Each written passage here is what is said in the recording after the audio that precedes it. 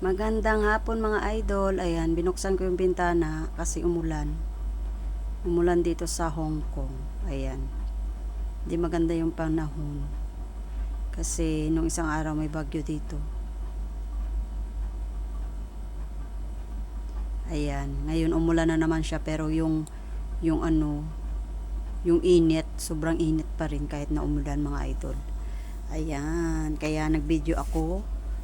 Ayan, kasi magluluto ako niyan ng kakainin ng aking amo mga idol. Ayan. 'Di ba umuulan? Tapos mamaya titigil din 'yan.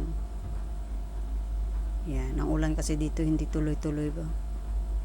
Ayan, magluluto ako mga idol. Ayan, yan. Magluluto ako diyan ng kakainin ng aking amo, babae. Ayan. Ayan, yan. Nag-slice ako ng mga isasahog ko sa fried rice niya mga idol. Ayan, ayan. Ayan, kamusta tayong lahat mga idol? Sana nasa mabuting kayo kalagayan. Okay lang yan kahit na pagod yung katawan natin sa kakatrabaho. At least ang importante dyan, wala tayong sakit. Makakatrabaho tayo para sa ating pamilya. Makakita tayo ng pera para mapakain sa ating pamilya mga idol. Kahit na malayo tayo sa ating pamilya mga idol, tiis-tiis lang natin yan.